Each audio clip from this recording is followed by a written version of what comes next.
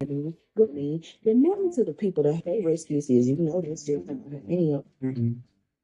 Go see the lady. Go sit on somebody's couch and talk about in the instant. My love comes with conditions. Anyway, you want to talk about it? Everything. Today we will be talking to a entrepreneur. Do you know what entrepreneur means? That means you take all the risk. Ain't no company. You say it's a company, but just one person is taking all the risk. And we have a true entrepreneur with us today. We have Michelle Knox of, is it a ray of sunshine or a right? How do you say that? It's actually a ray of sunshine. It's named after two of my granddaughters, Araya and Sunshine, but I took the H off of Araya and made it a ray of sunshine. Okay, so you tell us, so you know more about your business than I do. You tell us about a ray of sunshine. Okay, well, first of all, of course, I'm Yolanda Michelle Knox. If you write me a check, make sure it's written out to Yolanda Knox. But everybody, all my friends and family know me as Michelle. I am the proud owner of Array of Sunshine Candle Company, where we specialize in handmade scented soy vegan candles, wax melts, room and car deodorizers. We also offer the mobile on-site candle making classes as well. The name of the company, as I mentioned, is named after two of my granddaughters, Araya, who's about to turn 9, who is the real CEO of the company, and she will tell you that to your face. Mimi don't get paid. Mimi worked for her. And then Sunshine, she passed away right before her 3rd birthday. This company is a way to keep her memory alive. We have to say her name almost every day. We have to say, and Sunshine is my nickname. All my grandbabies have nicknames. Okay. So her name was Michaela, but we called her Sunshine. We've been doing this now for about 5 years. It is, it's something I don't know if I asked for it. But it's something God intended for me. So that gets into my first question. Tell us how you got started. Oh Lord, it's a lot of different. All right, so first of all, I love candles. I'm a self-proclaimed candle addict. I love candles. For years I had burned candles. Turn the light on for me. I'm sorry. For years I had burned candles, and I used to get really, really bad migraines. So I did a little research to figured out after a while, after so many years of suffering with migraines, it was the candles I was burning. So I started doing my research, started making just a few candles for myself. And one day while I was sitting on the couch, God spoke just as clearly as if he were standing in the room with me and said, Array of Sunshine Candle Company. So, and I'm like, of course, you know me, I like to argue with the Lord. I said, what are you talking about? Who's got a company? Because I know, at the time, I absolutely knew nothing about business. I'm more of a helper. At the time, I was actually working for Singrid. I was working for her part-time at I Make Up Me. And so I got to see, I think God kind of lined it up so I could see what business looked like. I tell people all the time, I'm just a little Black girl from Holt, Alabama, who never really saw what doing business looked like. It was never an aspiration. It was never something I aspired to. It's something that I know for a fact is God-given. And like I mentioned, we've been doing it now 5 years with a lot of really, really low valleys and some heights in there as well. So you have to take the good with the bad when you're doing your own business. Let me tell you about me and candles. That's why I'm not a fan of candles. I have allergies, and I can get migraines. I don't get them often, but I can get them. So I'm not a candle fan. But I have Pretty Wicked Scents, which is soy based. And I learned like you did. And I got, even though I ain't know how to say the name, Array of Sunshine, I got it. Okay. And my candles last a long time because I still, when you have a stigma of knowing that, you know, you may sneeze or something like that, you just get afraid. So I still have both candles in my house. And when I want to re-up candles, that is who I'm going to go to. Is either going to be one of my best friends owns Pretty Wicked Scents, and I still shop with Array of Sunshine because I like Michelle. Yeah. You know, I appreciate that. And I know that. And that's when that touches my heart because Because with I can't think of her name now, but Pretty Wicked Sense owner is a good friend of Singrid's, and so again, I was applauding these people and cheering them on in there because I didn't know what business. That wasn't an aspiration for me at all. So that touches my heart that I know for a fact that's your best friend, and yet you still find a space for me to make sure you support me as well. That means a lot. People don't realize that when you're in business, especially starting off as a small business, the support of people don't have to support you. They don't have to support you. And so with that being said, we started a ray of sunshine. God gave you the message. You learn how to make candles and you do it well, by the way. But let's talk about that component that people don't realize, that even though you may have the smarts, you may have the know-how, but if you don't have the heart for people, you may want to stay out that lane. So let's talk about the people. Okay, well, peopling has never been a problem for me. I am Willie Lee Anthony's daughter, and we don't meet no strangers, and we love everybody. If anybody knows me, has ever met me, this is who I am. I genuinely love people. And that's one thing about business as well. When you're starting a business, you got to have some grit because there's going to be some setbacks. There's going to be some issues with who's supporting, but you have to have a heart for people. You have to love people. You have to know how to treat people in the public. You have to have excellent, especially being a minority owned business. Most people are looking for you to fail, and they're expecting bad service. They're expecting, delays. They're expecting all kinds of bad things from your company. They're not expecting always the best because they've had those experiences in the past. Customer service for me is number one. Period. And that goes for me and my entire staff.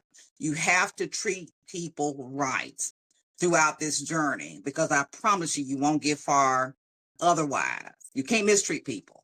Yeah, because I see people, because I'm in so many different business groups. And so I see people was like, well, I don't really like talking to people. Well, baby, if you don't find a face of your company, you can't be it. You know what I'm saying? Because unfortunately, that is a part of it, because you are a leader. When you become a business owner, you are automatically put on the management team. Yes. I'm sorry, you're automatically put on the management team. You're going to have to take the hit, because when something goes wrong, they don't care about your staff. They care about Michelle. They coming for me. Yes. Being a business owner, that's the thing about entrepreneurship. If you're going to take the risk, you got to be able to want to take the hits. And I don't think people really understand it. And let's talk about the hits. People have this idea that there is a lot of money out here for new business owners. Where the money is? You have to go find it or go in your pocket. So let me just give you a little backdrop of everything again. And I'm not trying to be over religious and preach about nothing, but I know that God has his hand in all of this. Listen, my business has been funded mainly by my husband. He don't even know he don't know he funded most of it, but you might find out today. But he has, over the years, it's been him. So I actually, I'm going to kind of give you a little personal information in order for it to make sense. So I actually suffer from a rare form of scoliosis. I've had my lumbar spine fused from my bra strap to my tailbone. Recently, I had to have my neck fused. So I deal with chronic pain. So I don't have an income. When I stopped working for Singer, that was it. That was just part-time, just giving me something to do to keep me busy. I have nothing. I'm just a housewife, basically. My kids are all grown. When this started and God said it was going to be, I'm like, well, how am I going to do this? First of all, how am I going to finance it? Because where's the money? And how am I physically going to be able to keep up? Basically, the money has come from my husband initially, just kind of getting supplies. I remember spending my first $100. I was at that store shaking like a leaf, like, oh Lord, he don't know I took $100 out of his account and about to go in here and buy this stuff, and I don't know what I'm doing for real. To go from that 5 years ago to being able to place, a $2,000 order for supplies and not blink an eye because it has to be done. I have to make more. Is a testament to all of it. So since then, I have found different programs I've been able to participate in. I was able to do Our Village United, which is that was probably one of the biggest steps I took. I'm a big on researching and looking for resources, finding ways I can improve. Because again, I have no business mind. I don't know what business looks like. I'm figuring this out as I go. So Our Village United was one of the first things I did. And also too, just a favor of God. So when I was going through Our Village United, I had applied for the Baygood grant. Don't ask me no questions of how. I don't remember even applying, but apparently I did. So I get an invitation from their foundation saying, hey, you may have won a grant, but we need you to come to New Orleans and actually come to the Baygood luncheon when she was doing her world tour at the time. So didn't win a grant, but they gave us this packet with all this information in there. One of the things in there was an invitation to apply for the Goldman & Sachs 1 Million Black Women in Business program. Never heard of it, but it sounded awesome. It's a cohort. You get to learn all this stuff. They give you all these free resources. They fly you out to New York, all expenses paid. They give you $5,000 stipend money, and you go through the course, and then you go back out again for that. So I had to actually apply. They accepted my application. Then I had to interview for it. And again, I don't think I said this yet, but I love to talk. So interviewing is no problem. I will ramble, but I tried. I had to pray real hard not to ramble, but I did the interview.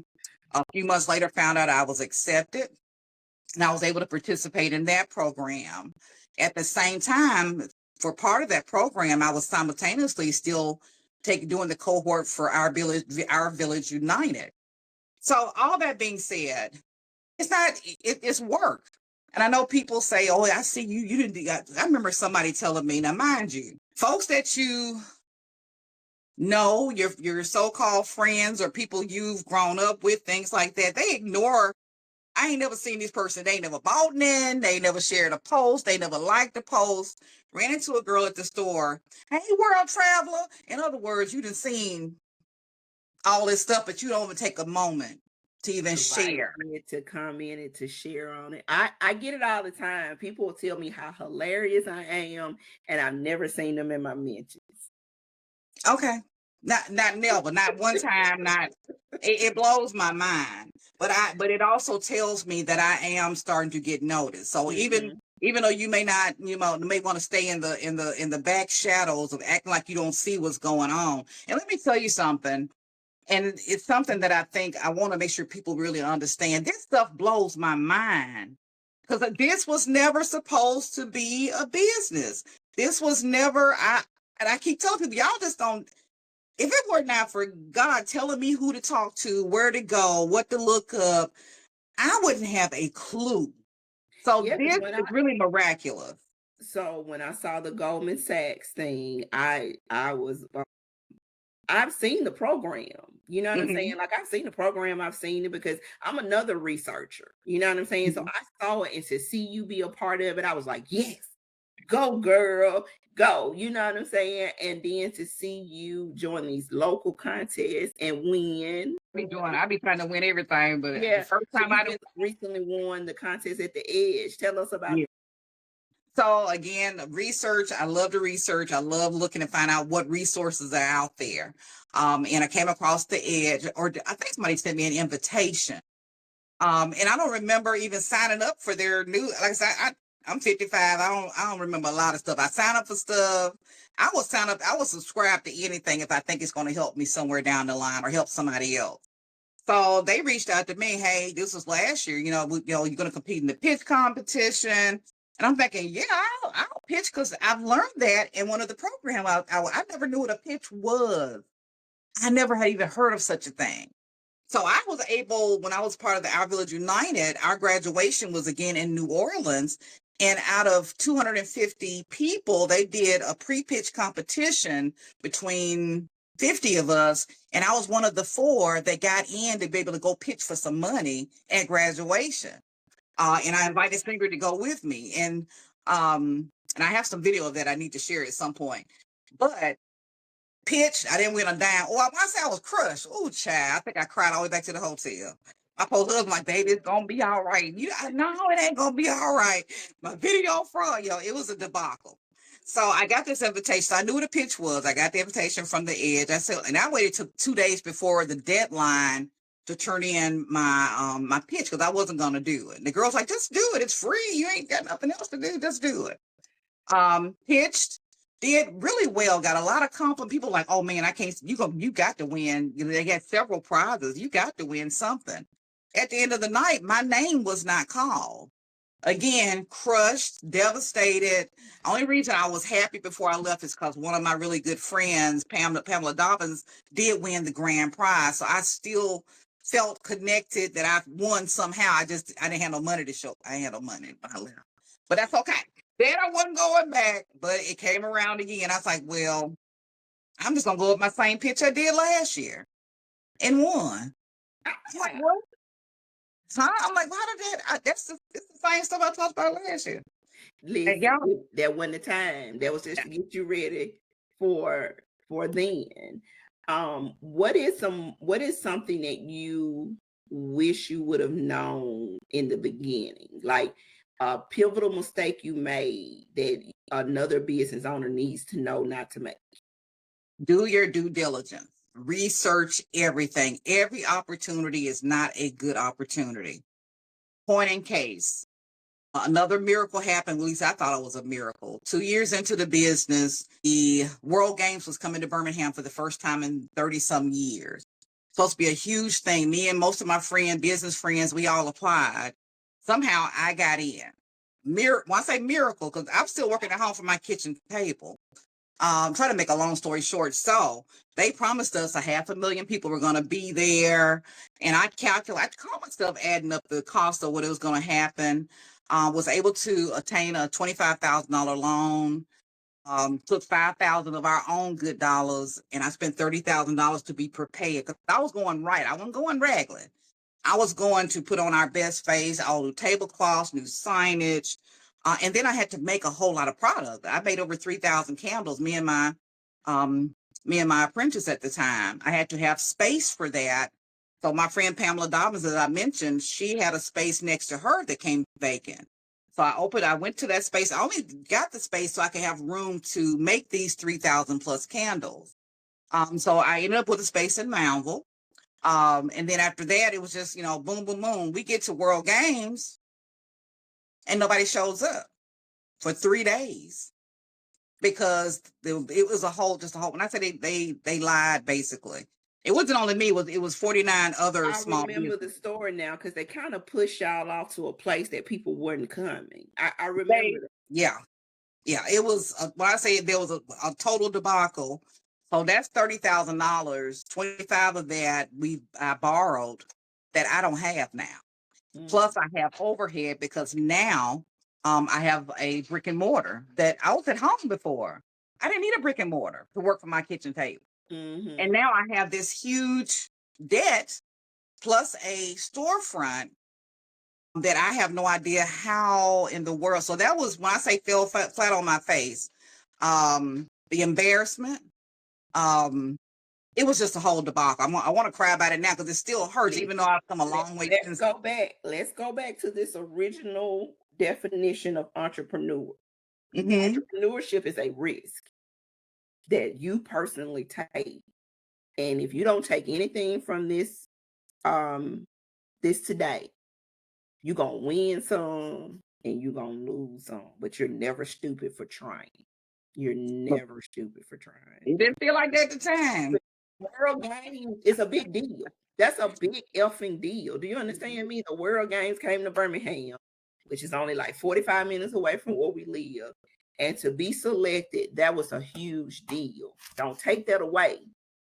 It's not your fault it wasn't executed properly. But with what you call them, vending events, you do have to, from one business owner to another, we're talking to y'all. You have to do your due diligence when you're asking, how many people are you expecting? What's the setup going to look like? Are we going to be in a high traffic area? You have to ask questions. Just don't give your money away assuming. if you don't learn nothing else from this podcast today, be mindful of vending events and making sure you know what the traffic is looking like and where you're going to be set up. Because Singrid and Tanika, they were in New Orleans one time. We went looking for them during Essence Festival. They had put them up on the 5th, 6th, 7th floor. And I remember that. You know what I'm saying? Like, why would you do that? But you don't know until you go. So we've all been got. Unfortunately, yours was a little bigger than too.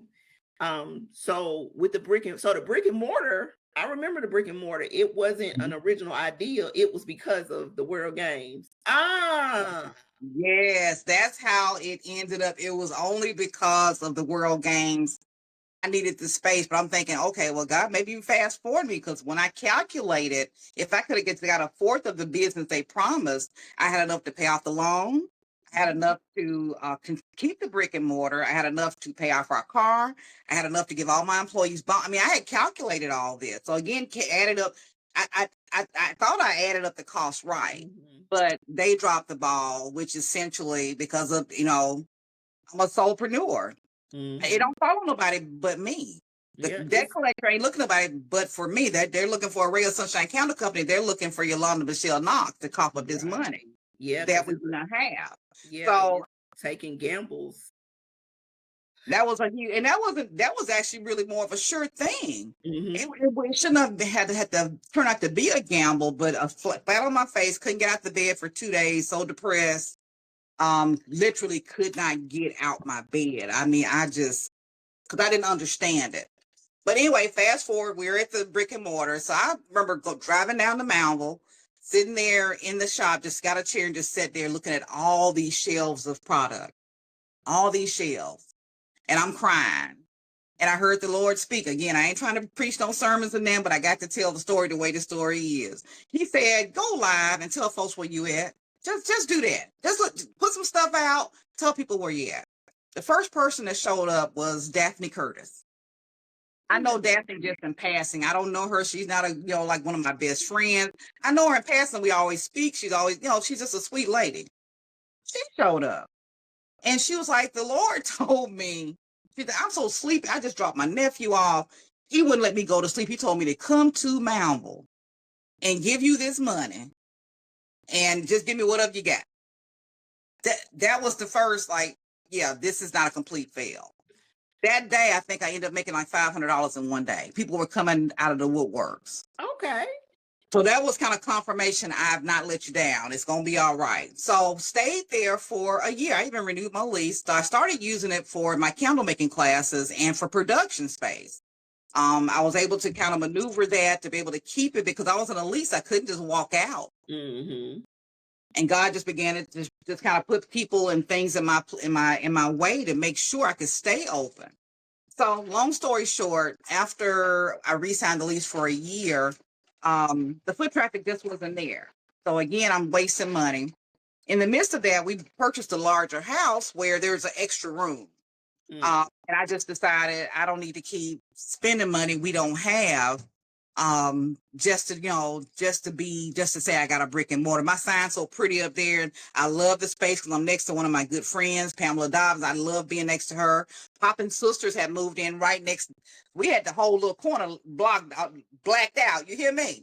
The whole little last three little corners was blacked out.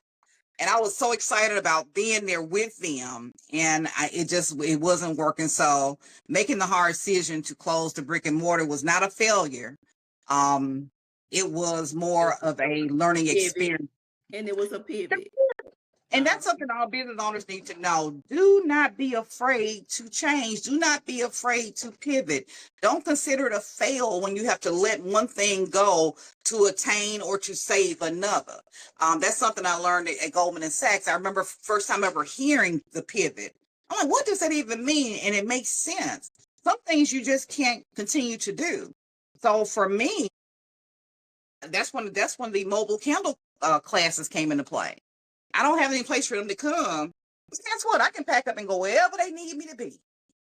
Mobile candle services have been the thing that has been keeping us. That's a whole nother story. So you have to learn the pivot. And so I've been plunging into that. My prayer last year for this year was that the candle classes would take off in a way that I don't have to hustle these vending events so much. I don't have to try to chase these things down to do. Yeah, I just want to make candles, ship them, and go do classes. I really don't want to have to do a lot of vending events because, again, I mentioned my physical limitations. It's just it's wearing on me. I just cannot Can I continue tell to do. you about my thing with vending events? So I can't do them anymore. I can't.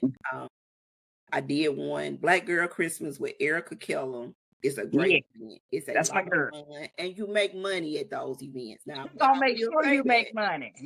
What because she pushes those events. She gonna be on the microphone. She gonna be encouraging people. So it's a great event to be a part of. Yeah. And I can't do vending events anymore because I would love to be a part of that event again. But I left her event after lifting, pushing, pulling, and doing all that work. Woke up the next morning, hit the floor. I'm not physically able to do vending events because I cannot put all that wear and tear on my body. And that's why when business owners be trying to tell you, no, I'm not showing up at Walmart. This is why. If we have an online store, order from the online store. Because just imagine if you were selling rice, just say you a rice seller. Okay. I feel right. You sell rice. And you sell rice one by one. 15 people want one rice. My Lord. 15 people want you to go to 13 different places to sell one rice. Have you made any money? Not you ain't made no money. Order the way that people say that they're going to order, or don't order from them at all. Don't get online talking about they got a nasty attitude. They didn't want to meet me because that's not how it was supposed to be done. We should not be ripping and running. If it's a website, order from the website. Don't inbox me and saying, I don't really do the internet on the internet. Well, I don't order online because I don't want to put my credit card out there, but I know you're lying. Most everything you got now is you have to order it through the internet. Because you didn't agree to all the terms and conditions on TikTok and the internet. You done gave away one of your firstborn children and you don't even know it. You ain't read nothing, but now all of a sudden you don't put your debit card on the internet. See, y'all make it hard for us.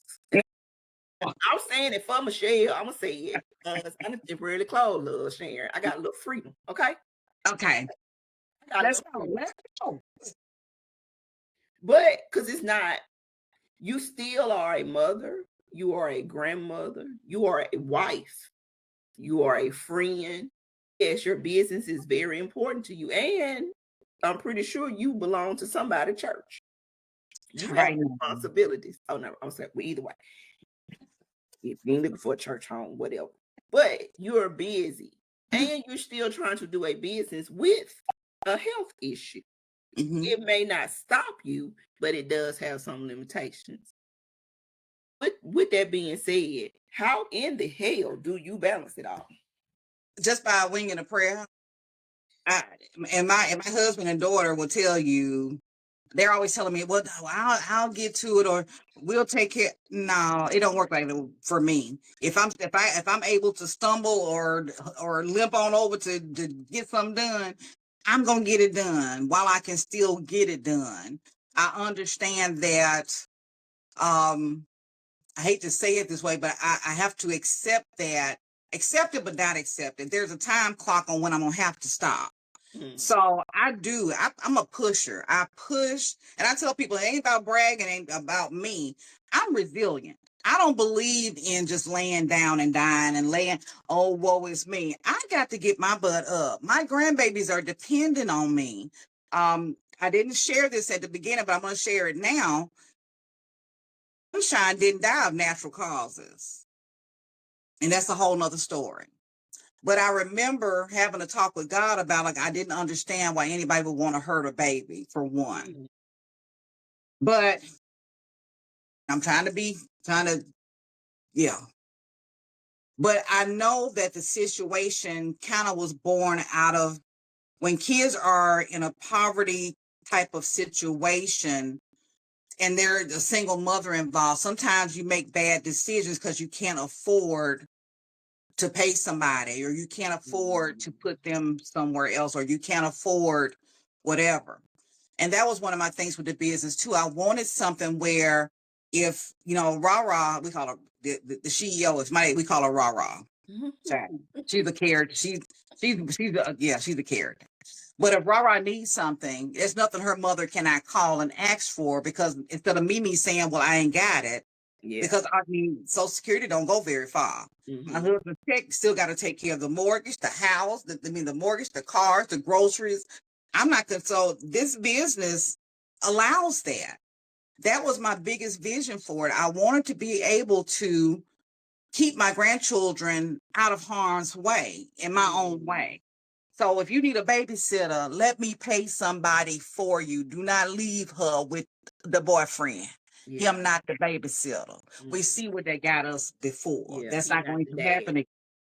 He not the daddy. Oh, I hate that. I didn't know that, and my heart goes out to you, because I couldn't imagine, and I hate that, because one thing I do know, and that's something my mama would cuss me out about, you're not leaving my grandbaby with no, you know, unless it's they daddy. They daddy, you know what I'm saying? And so yeah, I hate that, you know, for that to happen.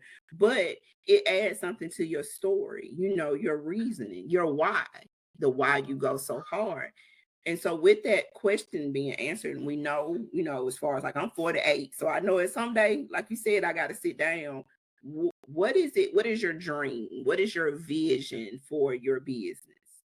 Somebody asked me that recently. They asked me if my vision for the business were for it to become a multi-million-dollar company.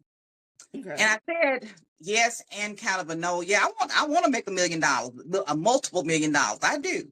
But I don't want to take my hand off the business. I really want for this to continue to be a family-owned business. I want Rah and my daughter and her husband have a 3-year-old. And we call her Toodlebug, by the way. So Toodlebug was born after the company was created. So her name's not in the company, but she has her own candle called the Toodlebug. Just plug it in. But I want Toodlebug and Rah and Jaden to be able to come in at some point, and they carry this legacy on. I do want it to be a multi-million-dollar brand. I want it to be something but I want the integrity of it to stay the same. I want the purpose of it to stay the same. One of my biggest goals when I started doing this was also I wanted to hire people like me. People think when you're disabled or you're elderly that you're useless. I remember feeling that way, feeling so depressed and, you know, I don't have any purpose. All the kids are gone. My husband don't need me. He don't care if I cook or don't clean. He don't care. As long as I'm here when he get here with a smile on my face. He as long as I'm good, I have a good one, girl. Baby, I got one of the best. And I remember back in the day, I couldn't stand him. Didn't want nothing to do with him.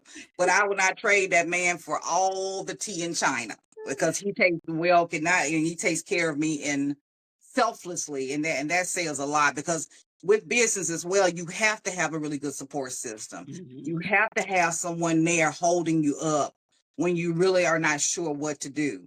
And he has been that. Him and especially my daughter Jasmine have been the things that, because he's my head, because now if he can't go to a vending event, or if it's like something big, I have to take a lot of inventory.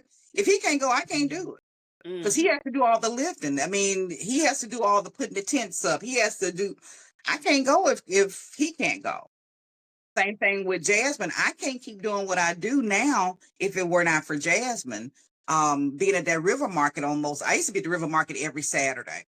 But again, physically, I can't make all this stuff and wearing myself out and be at the river market for, 6-7 hours. I just up and down out your chair, greeting people. I love it, but I can't physically do it. So, but you have to have a good support system. I don't know what we got off there, but yeah, we do. So with the candle making, how do you stay innovative in your industry? Are you researching? Like, what are you putting out new products, or are you just doing tried and true? Like, how are you trying to stay like in the market and to be seen? I don't do a lot of innovative stuff. There's always some kind of new gimmick or a new trend or a new something crazy going around. I'm not going to do it. For a lot of people ask me, why don't you put the beads and the crystals and the flowers and your candle, because they fire hazards. Why am I put some dry flowers in with a candle is a small fire. Let's accept that. I'm gonna put some dry flowers over in there. So to burn your house down and then you looking at me crazy. Sometimes you don't have to have a razzle dazzle. Dr. Peppermint tasted like Dr. Pepper since I was a little girl. Ask me how I know, because my mama used to fuss. My grandmama give me dog drinks, and I used to drink Dr. Pepper like it was water. Okay, Still do, and the only thing they changed, they added the cherry. I drink Dr. Pepper cherry every day. Sometimes 2 cans a day if it's a long day. But so for me, researching, I do still research a lot. I still look at, but I only kind of research in my wheelhouse. Everybody knows my standard size candle is an 8-ounce scented soy vegan candle. I love soy. I will never switch from it because the fact that it's non-toxic and things of that nature. The thing that I do a lot of, I'm known for this. If anybody comes to the river market, the first thing they come to my table and say, what new scents you got? Because they know I'm gonna have some. I'm addicted to fragrance. Oh God. I got so many fragrance oils. You name a fragrance other than diesel fuel, I probably got it. I'm addicted to fragrances. But I had to learn that I was throwing a lot of money away buying all these fragrances that everybody, and I was trying to please everybody instead of just trying to target my audience, to narrow that down, to get the fragrances that are really wanted. So I hate vanilla. I don't like vanilla scent, but vanilla is one of the top selling scents in the world. I don't like coconut, and I wasn't planning on selling a coconut scent, and I did it. It came in a pack, and people love it, and it's like one of my top sellers. And I can't stand it. So I had to put on a mask to make it. Yeah, I don't put it on the mask, but I got to make it. I think, but the green is gonna come after it. I just have to suck it up. But but I know that comes with research, finding out what are the top fragrances, in the world. What's the top fragrances in certain regions? Surprisingly, since I have one called Coastal Cactus Flower, very, very, very popular in the mid-Southwest area, but also in the South. The smell of rose, the smell of kudzu, things that you didn't know really had I don't like rose, but I sell it. Because people love it. So I learned to start going by seasons. So I phased out some things for the season, like Christmas Splendor. I phased that out. Things like champagne, I kind of phase things out and bring in more of the seasonal scents. That takes research. You have to know your target audience. You have to know, what are you trying to accomplish? I'm trying to sell. I'm not trying to have stuff sitting on my shelf. I needed to sell. I needed to go. So you have to figure those things out. And let's talk about that. Let's stay there for a minute about you can't please everybody. People are going to walk up to you and, oh, I would have bought if you would have had this. Hey, you better buy some of the 15 of this thing that I already got, because I'm not finna do another one. Right. Those are normally, for any new business owner, you're thinking about owning a business, and people not shopping with you anyway. They're coming up with an excuse. People that are going to shop with you are going to, if they're going to shop with you and they want what you have, they're going to buy what you have. They're going to find what they like. Right. In what you have. If they want it, Right. Normally that is an excuse of, ooh, if you would have had this. Get away from my table. And that's one thing that I love about being a candle, about being a fragrance addict, is that, girl, I know you probably ain't got it, but I love me somebody asked for, gosh, I can't think of the name of it. It was a perfume. I know you ain't got it, but girl, I love me some Baccarat Rouge 540. So, oh, you do? She said, girl, if you had that, I would have bought every last one. I said, guess what? That's what's in bougie. I renamed it. It ain't called Baccarat, it's called bougie. Oh, you for real?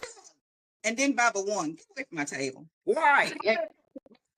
Perfect. Oh, I'm so glad you had it. Perfect example.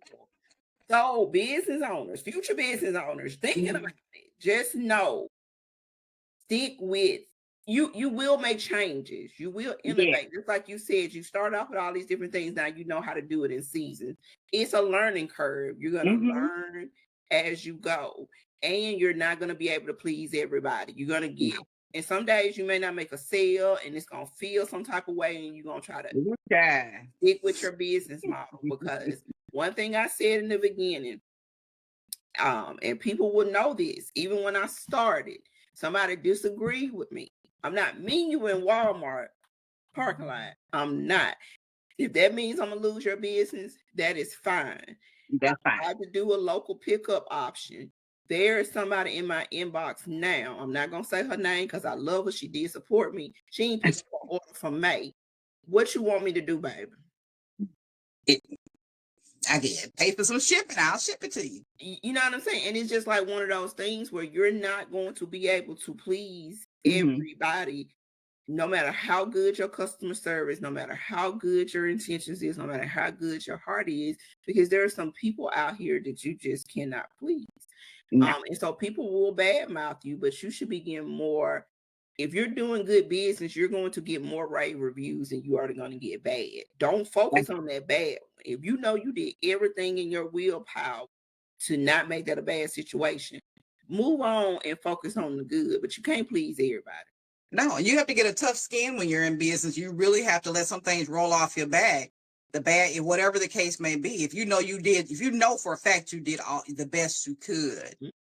Some things you have to, and one of the things that really got to me when I first started was that I didn't get the support from the people I thought I was going to get from.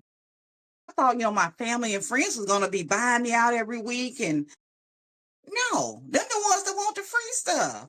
Them the ones that won't share a post. Those are the ones that don't have to. And it was so crazy, and it hurt me so bad. So my advice to any business owner, learn your target audience. Who's really giving you the money? Where's your money coming from? Right. And when I narrowed that down and found out that my target audience for what I do and what I make is white women from the ages of 18 to 55, that really hurt me. Because I want us to get my stuff. I want us to realize that my stuff, they want to go get the big box stuff because of the name brand, not knowing that name brand is poisonous. It is giving you a slow death with all the chemicals that are in it. And also, too, the value. You think you're saving by getting them $5 candles. Them $5 candles burn for 12 hours. I got the same size that burn for 50. Listen, and that's the other thing going, small businesses cannot compete. We never can compete with big ones. Our products are just going to be better. Like I sell natural products. They're more expensive than you're going to get that $2 cocoa butter. But you ain't gonna have to grease up all day when you put that oil on. You know what I'm saying? Yeah. It's gonna stay on you. When you put this on your face, you're gonna grease your face that morning, and until you wash your face again, you're going to be good. It ain't got no whole bunch of chemicals, it ain't got no whole bunch of preservatives in it. It's just straight natural. And of course, it's gonna cost you more because I got to buy all this stuff. I ain't getting no special prices. I ain't buying this stuff in bulk. I'm creating it. I'm selling it. I got to pay for my time. I got to pay for my containers. I got to pay for the labels. I got to pay for all this stuff, the packaging. I have to pay for it. And so it's going to be higher, but it's going to be better for you. She can't give you no candles for no $5. Might take up more than $5 to pay for the candle. And entrepreneurs, if you don't learn anything else, it's just to find your target audience. That's anything you doing, if you're creating content or whatever else, because like she said, her feelings were hurt, but she ended up getting out her feelings because she found real fast where her target audience is. You know what I'm saying? Until now, when she hit and she be on Shark Tank or she end up being somewhere else, or people keep saying, then the people will come. But for right now, she knows who her target audience is, and she didn't have to do anything. She didn't have to shuck and drive. It just happened, and so that's why we want to do stuff like this, so people can have these open and honest conversations, because you will go in this and get your feelings hurt. I had no expectations when I opened. None. I had too many. I didn't have any. God rest his soul, a close friend of mine, he passed October 2021. He actually designed my logo and my labels. Yep, he designed all of this stuff for me, and he was a marketing guru. So he helped me come up with the whole campaign of what's love sharing, when it's coming, posting little snippets. My social media was jumping before love sharing ever got on the shelf. Yeah, I love the name and the story behind it. I know when I first saw them, like I just love the whole story behind that. So by the time I went out there and started, I had a successful first weekend. Because people were looking forward to it. They had already heard about it. They knew the stuff. I had been doing test runs, and that's all because I had a marketing genius beside me. Okay. It wasn't to be you know, and having those people, my family, I have a few family members that buy for me, but my family doesn't really buy for me. Now, my circle, my close circle, I told them to look at the website. Okay. You know that wasn't going to happen. Thing I know, it's not ready to order yet. They have placed orders. So I can never say nothing about, the people that are closest to me. They really mess with me. My male friends ain't gonna order right. They're gonna come by here and you got some football, bitch. The website. They ain't gonna. But they gonna pay and they gonna tip. Even my cousin, Jeff Thompson, he gonna come by here. I'm gonna try to give it to him for free and he gonna give me extra money. Like my support system, I will say with that has been great, but it's not it still ain't everybody that you think is not gonna be. It's not gonna do it. When I temporarily closed, I had people reaching out to me. I can't believe you closing. I was just about to order something. I've been open for 4 years. Here's nothing. They'll be the main one. Why you? I'm having a hot flash. Why you stop carrying that? Because you wouldn't buy it. But you gonna buy? I was gonna buy. No, you wouldn't. Now you would. And let me say this too. My sisters, when I first started too, my sisters, because there's 10 of us total, 5 girls, 5 boys. But my sisters, went in their pockets. It was like, hey, here $100, put that towards some. And those are the things those are the cornerstones of the business. But I think we kind of get lost in that is that the support doesn't continue. And it kind of hurts a little bit. Like I still need help. I know people think when you own a business, even if it's a small business, you got money all the time. Lies you tell. Business don't have the least money. So when you are looking for a small business to give you product for what they call it, for the low. No, not the low. What is it? For exposure. When you are asking us to donate to your thing, we ain't got no money. Go to these big box places and ask them for money. We ain't got no money. We are using our money to put back in the business. Every dime. I tell people all the time, I said, since the World Game debacle, this year is actually the first year that I think we may actually be in the black. And again, because of my physical limitations, I have a lot of help. I have a lot of employees that I have. They're only part-time. They only work on the weekend, but I have to pay out a lot just in, employee fee, keeping employees, keeping loyal. And I pay them well to make sure that they're not going to mess over my customers and not going to mess over me. Yeah. So all my money goes back into this. I'm not sitting on it. Not yet. Yeah, not yet. I proclaim that it's coming. I've had enough. It takes about 5 years for most businesses to become profitable. This will be our first year. This will be our first year that we need to normalize having business baby showers. Your friend, if you have a friend that want to be a business owner and you believe in them, I ain't saying that they just throw a businesses every time around, but a business baby shower. You know what I'm saying? Like even if y'all don't buy physical stuff, everybody's saying $5, $10, do something if you want to support. You know what I'm saying? Because I can tell you my circle, and my auntie was my first investor. My auntie gave me $100. I knew I had a business. I know I had a business because my auntie don't believe in much, but she believed in me. And that means the world to us to have, especially your people that you love, see you. And see what you're trying to do, because and that's something I kept pushing with my family. I'm doing this for us. I'm doing this so, like my nephew are moving right down the street. 16 years old. Guess what's gonna be working for me this summer? He don't like the crowds, so he'll be here at the house, coming twice a week to help me do. The thing I hate is labels. He'll be coming to do that and put a little money in his pocket.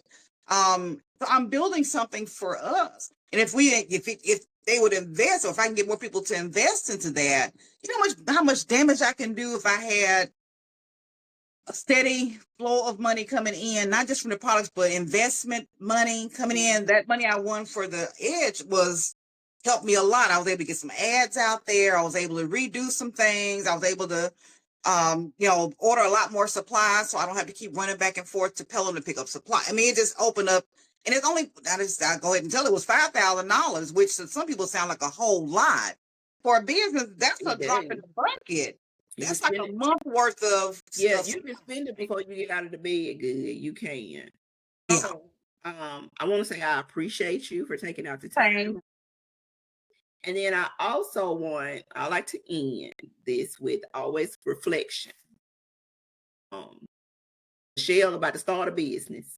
The Michelle today, what would she tell the Michelle of in the beginning? Don't give up. Don't give up. Keep pressing forward.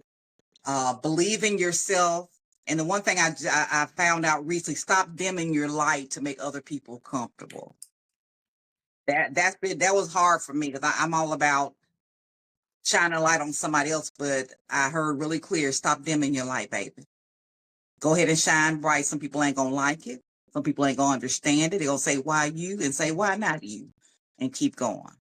Yes, ma'am. Thank you for anybody that tuned in on the live, and thank you for anybody that watched this episode. Yeah, again, thank you so much. Thank you, Tamika. I appreciate you. I'm gonna be a comedian in my next life. I swear I'm funny anyway. Listen, I think some people want to fight me, but they scared.